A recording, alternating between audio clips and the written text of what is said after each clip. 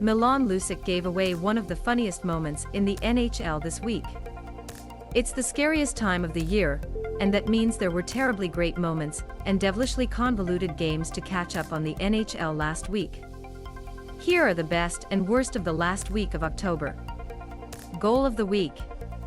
Connor McDavid's click is always creepy for opposing teams, and as always, the best player in the league is definitely Fuego. It's been another good week for McTJesus, who scored 5 points in 4 games, including a hat trick against the Blackhawks. This scoreboard was particularly noteworthy as it left Jake McCabe in the dust before mocking Alex Stalock, especially for completing the trio. This content is unavailable due to your privacy preferences. Update your settings here to see it.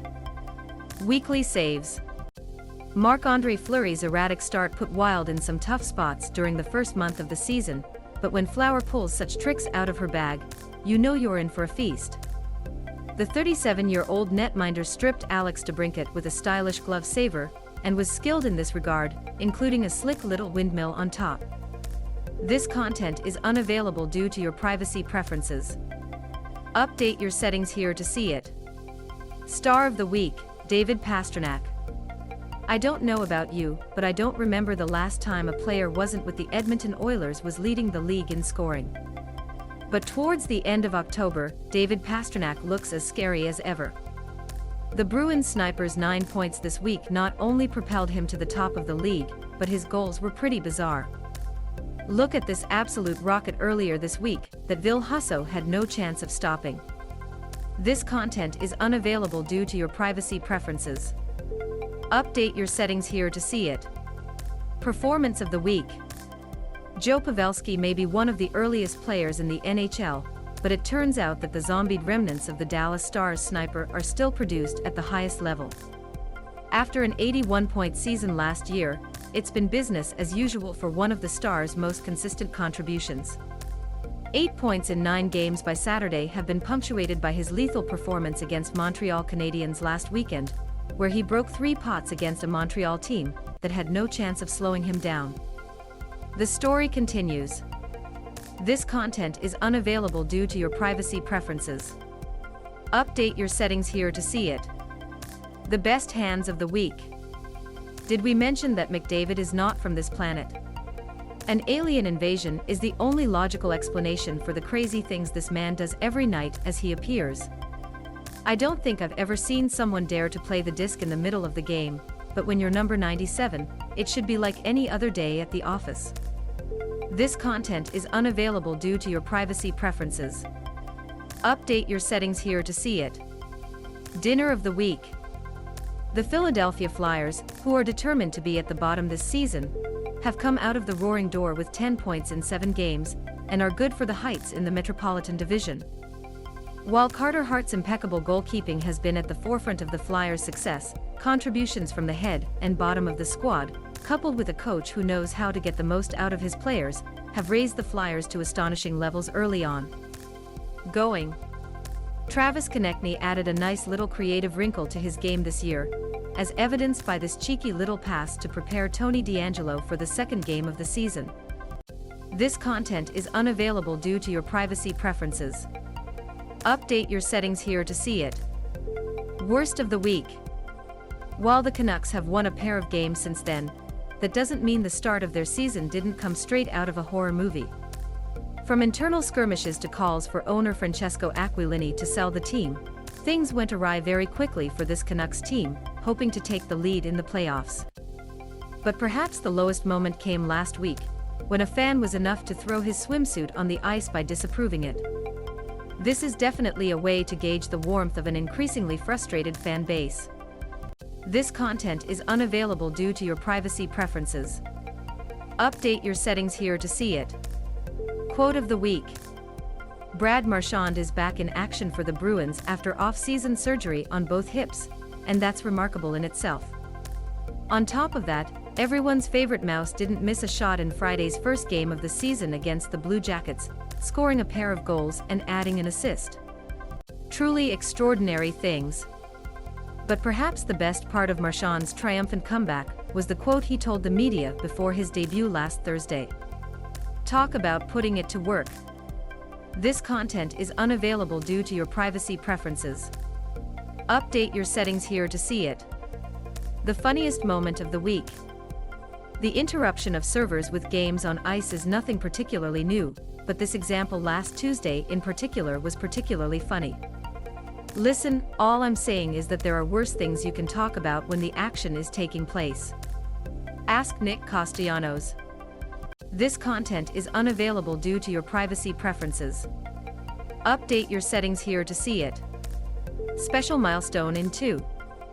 Phil the Thrill had a big week in his landmark notebook. Of course, as widely announced, perhaps the most likely Iron Man in NHL history, traversed 990 consecutive game plateaus, putting him ahead of Keith Yandle in most games of all time. Less understood, however, was that Kessel notched his 400th career goal in the same game. After beating former Maple Leafs teammate James Reimer, Kessel became the 106th player in NHL history to achieve that goal.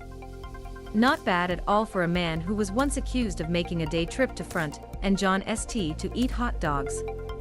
This content is unavailable due to your privacy preferences. Update your settings here to see it. Healthiest moment. Alex Stalock delivered a cute message for someone special during Red Wings game against Anaheim Ducks last weekend. Who says October is all about spooky things? I thank Ned for telling my mom that she was great. This content is unavailable due to your privacy preferences. Update your settings here to see it. Dahlin Ballin. Although Rasmus Dahlin's winning streak is over, the start of Rasmus Dahlin's season was an enlightenment for Buffalo Sabres, who for the first time since the early 2010s did not resemble the headless cavalry that disappeared at sea. Ranking third in a cramped Atlantic division, Dahlin was a key cog for a young Sabres decor that looked like a different kind of monster. Aside from Owen Power, who plans to infiltrate the experts' Calder talk, the future in Buffalo suddenly looks pretty bright. Wait, where have I heard this before? This content is unavailable due to your privacy preferences. Update your settings here to see it. Who said Dre couldn't defend? Over the years, Leon Draisaitl's harshest critics have always given a single answer when discussing his place among the game's elite. Sure, he can score whenever he wants, they say, but he can't save his life.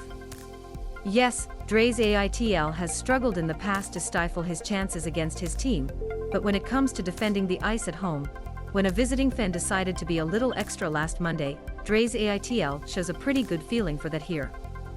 This content is unavailable due to your privacy preferences. Update your settings here to see it. Mullet Arena turmoil.